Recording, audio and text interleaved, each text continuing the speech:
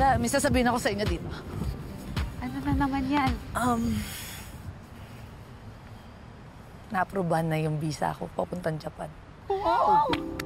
Nice. Fun! Eh, 1 linggo lang ako dun eh. Pero sana sapat na yun no, para mahanap ko yung hayop na Victor na yun. Parang kinakabahan ako dyan sa desisyon mo ah. Bakit? Hindi na ba magbabago yung isip mo? Kit, kung gusto mo, mangutang na lang dun ako sa 5-6 para samahan ka namin ni Bobby. Wow! Di ba? Ayaw mo travel with besties. Wow! Wag na. Wag na nga. Kaya ko naman mag-isa eh. Haharapin ko ng ako lang to. Kaya mo na. Thank you. Thank you. Okay na po kami. Tara na po. Okay na rin kami. Ako hindi pa ata okay. Mag-ihilang ako doon. Ikaw na mamuno sa kanila, tapos susunod na lang ako. Sige Galingan mo pag-ihi mo ha. Halika na. Tara, let's. Sige. Bye. Go.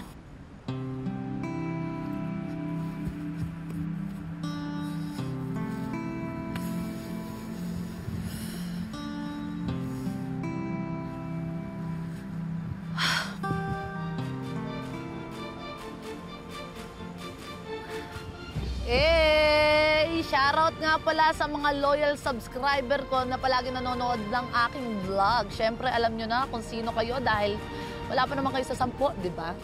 Ayan, nandito nga pala ako sa tuktok ng bundok.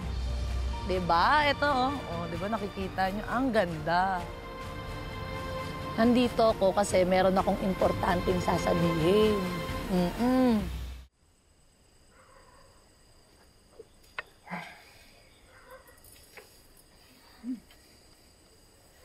Mukhang nakakarami ka ng bignay, ha? May problema ba, mahal?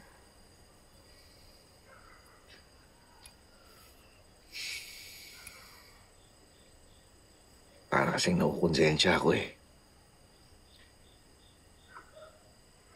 Pakiramdam ko lang mabigat masyado yung ginawa nating parusa kay Marikit. Parang mali naman na isisi natin sa kanya yung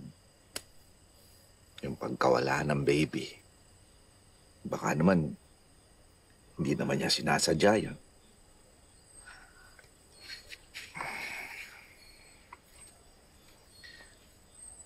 Mahal, kung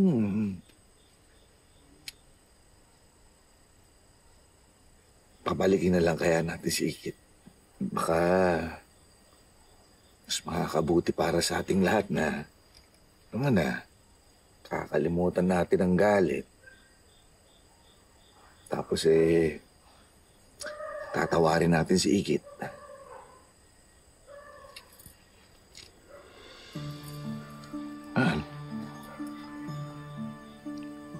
Mahirap yung pinapagawa mo, Gani. I still haven't moved on and healed from losing our baby. Kaya, hindi ko pa kayang patawarin si Ikit. Much more na makasama siya. If I see her again, pare-remind lang ulit ako about what happened. About what she did. It's like losing her baby all over again. Huling naranasan yung terrible pain na naranasan ko. Because of losing our baby. Kaya nakikiusap ako sa'yo, Gan. Ilayo mo muna siya sa akin. Ayoko siyang makita. Hindi ko siya kayang makita.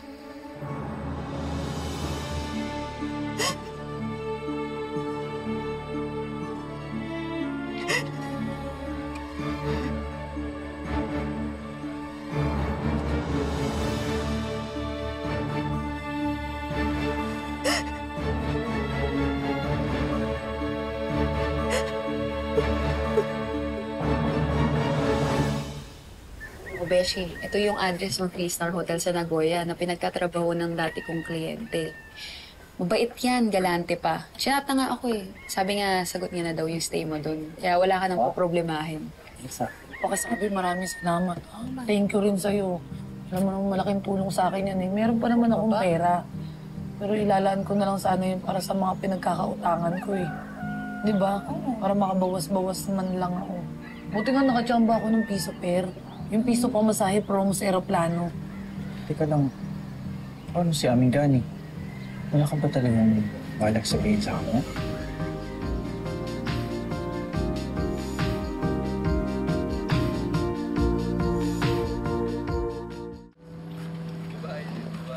Ano?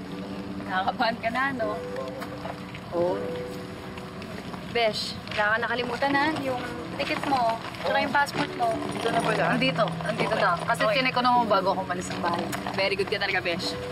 Basta ikita. Pagdating mo dun, tawagan mo kagad kami. Siyempre, kayo una kong kukontakan pag-landing ko doon, promise.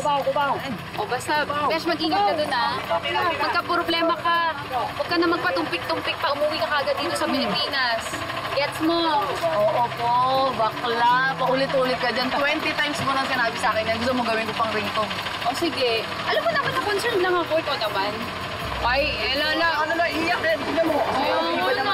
Ayun, naiyak na ako. Hindi, pero maraming salamat talaga sa Ano pa ba? Kami lang to. Ikaw pa ba? Hey, huwag na tayo mag-iyakan pa rin to. Halika na. Ay, boss! Ay, ito pala, Besh. Madala ko pa. Sige na. Ingat ka, ha? Bye-bye.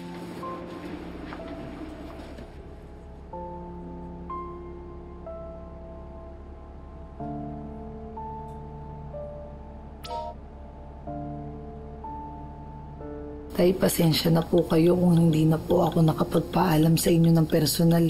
Papunta na rin po ako ng airport. Ngayon po kasi yung flight ko papuntang Japan. Tay, may clue na po ako kung saan ko po pwedeng matagpuan yung nang-scam sa akin. Babawiin ko lang naman po yung perang kinuha niya eh. Para po kahit papaano makabawi po ko sa lahat ng mga kasalanan ko sa inyo. Para maging partners po ulit tayo. I love you, Tay.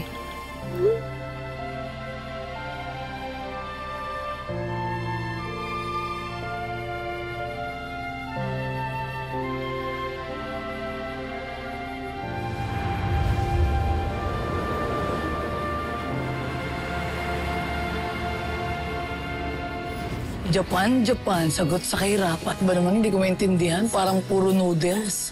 Wow! Ganda dito! Daming ilaw! Ito nga pala tayo, may nakilala akong Pinay. Napakabait, para siyang fairy godmother ko. Oh, sino yun? Ang luloko ka!